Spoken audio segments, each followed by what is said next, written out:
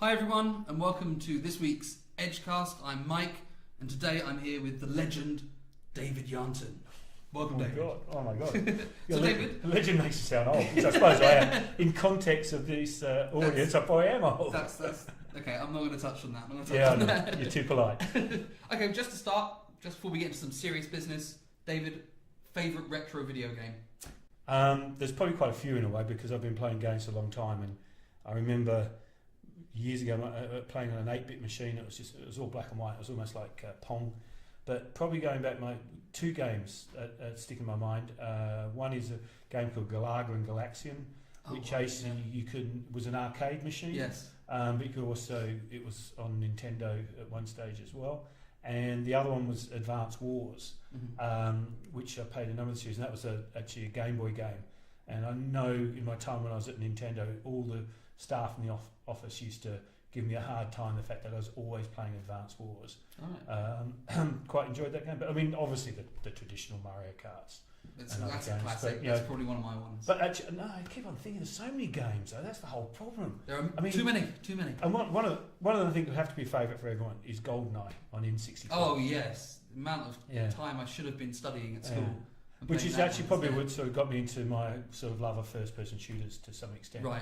Which I still do now. So yeah.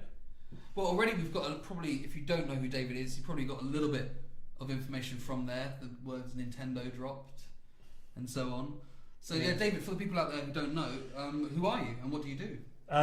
Well, you might also pick up. I've got a bit of a different accent to be, so I won't say normal people, but other people have been on here.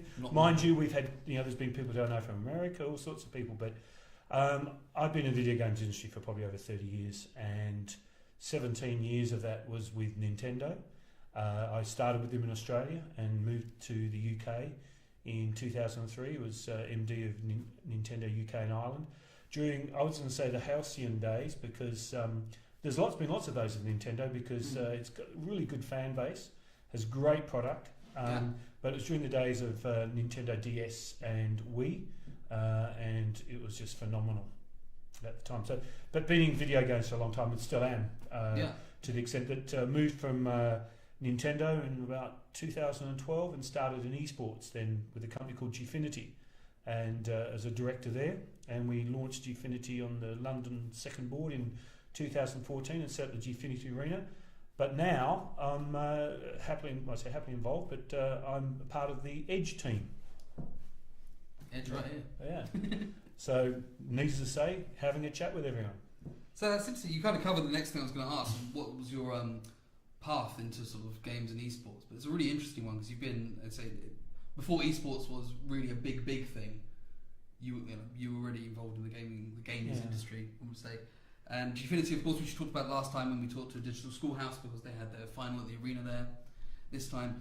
So there's lots we could talk about there, but I really want to talk about one thing that's cropping up recently, and has been ever since actually I've been involved in esports, which is the phrase the Wild West of esports. You hear a lot of people using that, and I just want to ask you, what do people mean when they use that expression? And we're not talking about Red Dead Redemption. We're not talking about Red Dead. No.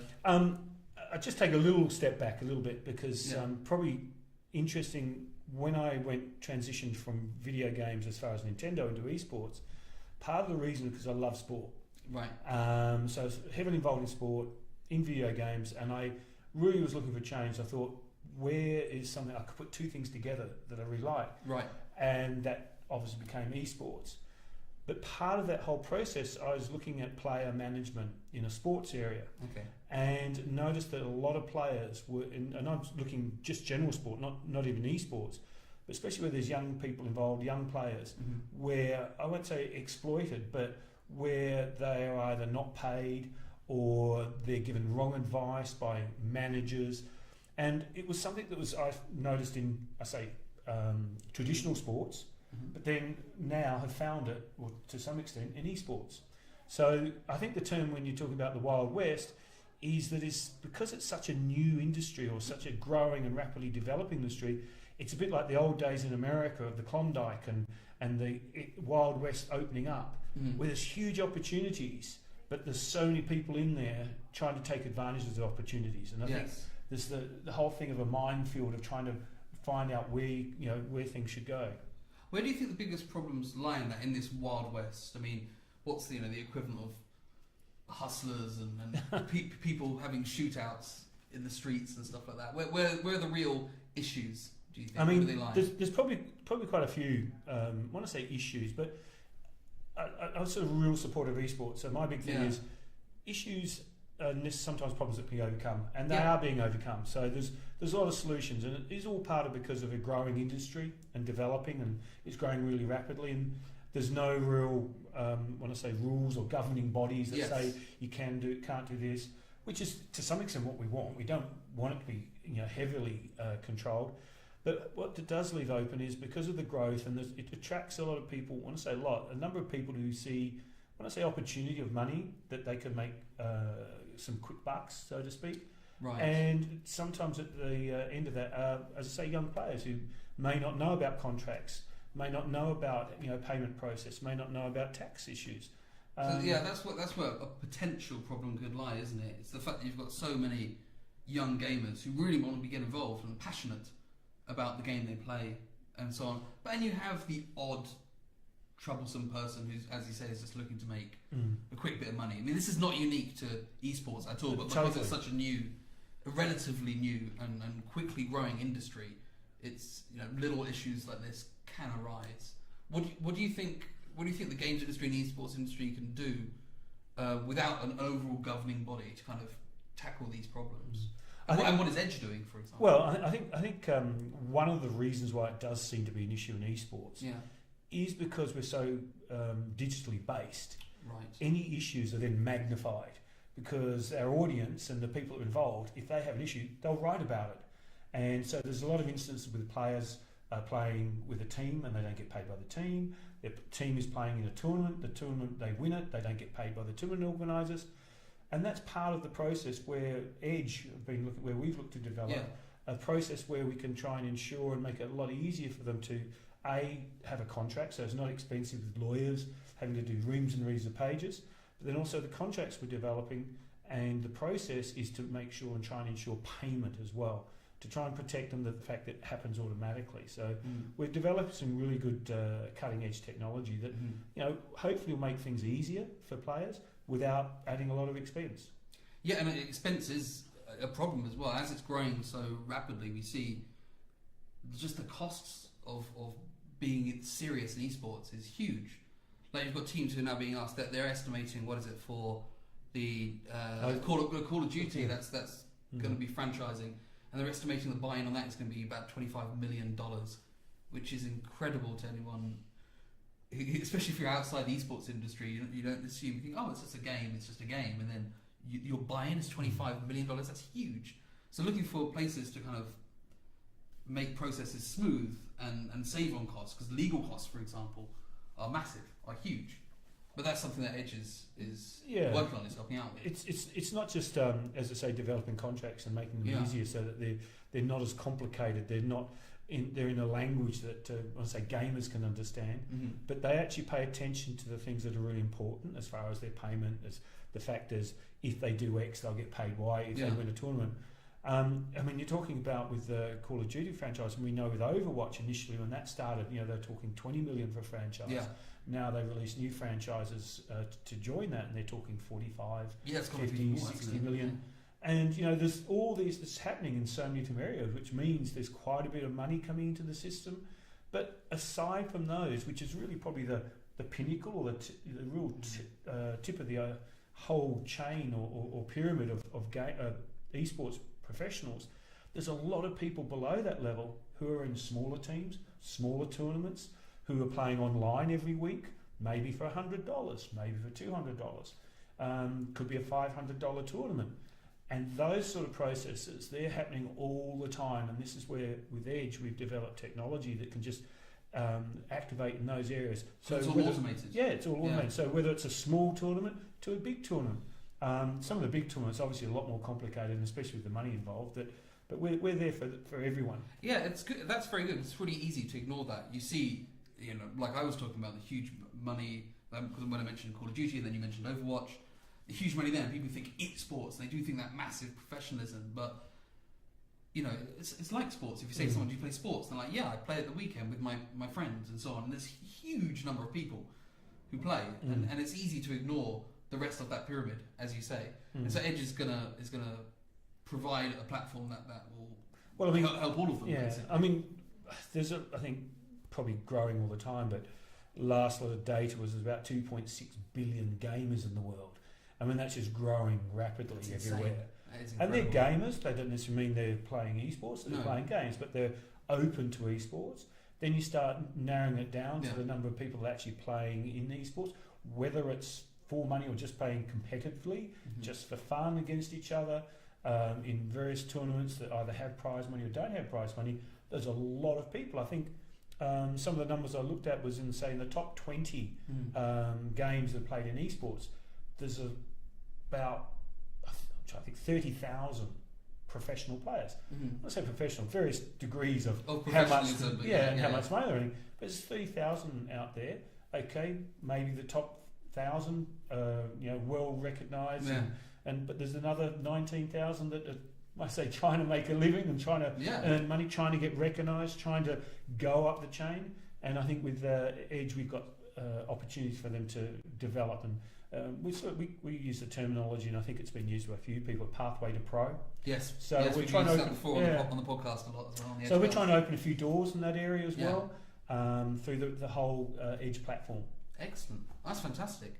And it's got to be kind of difficult to do, because another thing, and I bring this up alongside Wild West, because recently there's been a lot of talk about games and possible negative sides of it. So I think esports and the games industry does suffer from a kind of a stigma, per se. Like, there's the parliamentary committees that have been talking recently.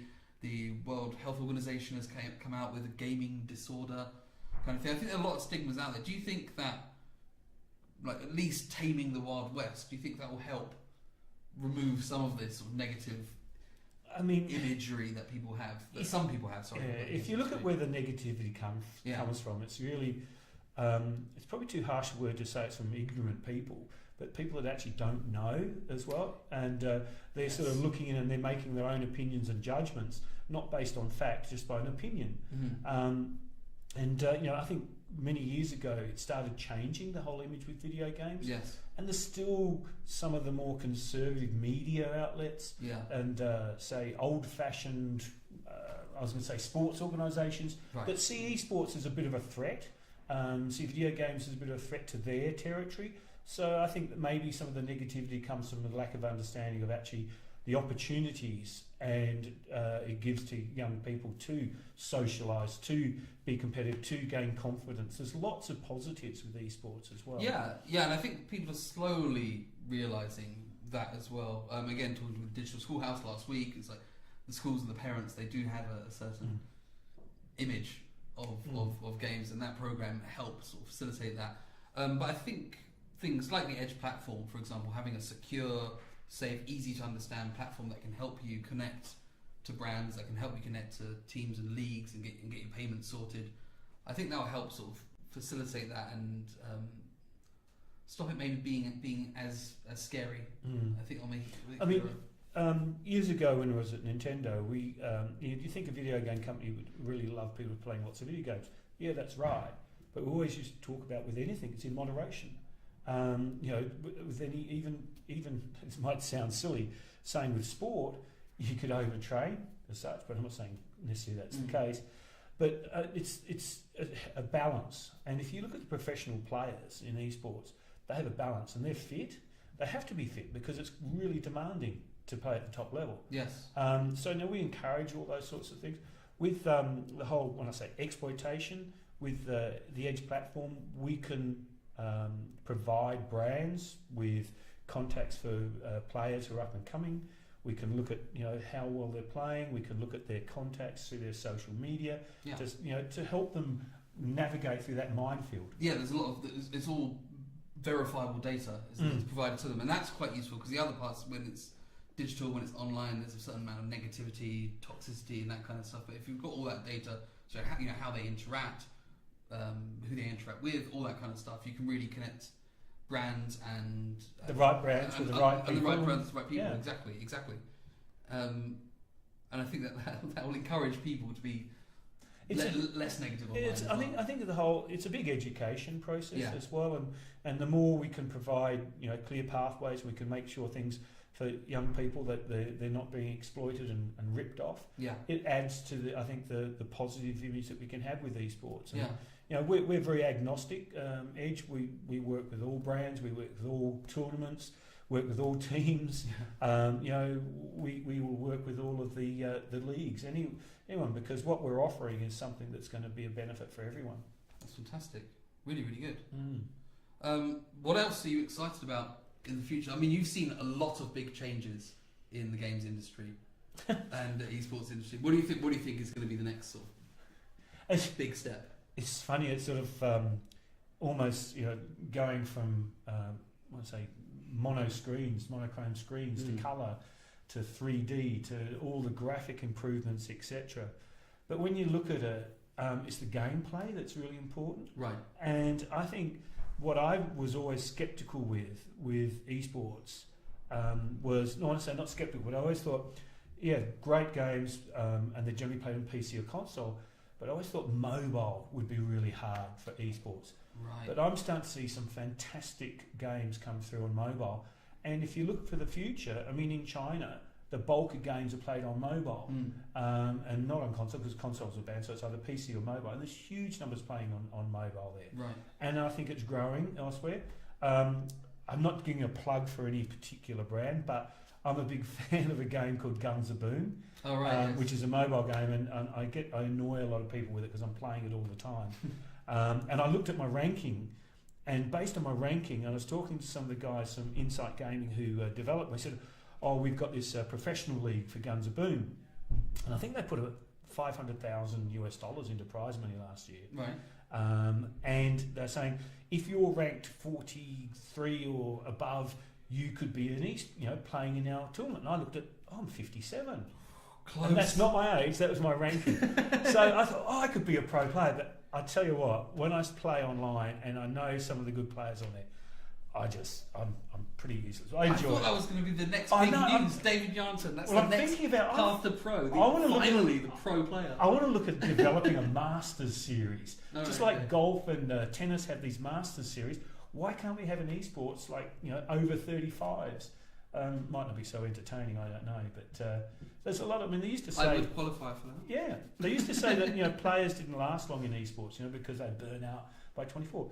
What people have said to me, it's not the burnout, it's the fact that you then have other responsibilities. You've got jobs, you've mortgages, you've got to pay bills, and if you're playing it too much and you're not earning money, you've got to do other things. But once you've sort of settled out, I can't see any reason why couldn't. That's true. I mean, they constantly talk about the average age of a gamer. I remember it was 35 a few years ago. It's probably even more now. So if you get everyone involved, because gamers, we're all gamers. There's so many of us. We might see people like Odie come back and things like that. Yeah. Oh, like a veterans. I think he'd still be pretty good. I reckon, even though he's running Dignitas, I think he'd still be pretty good if you got him back in front of the crowd. That would be good.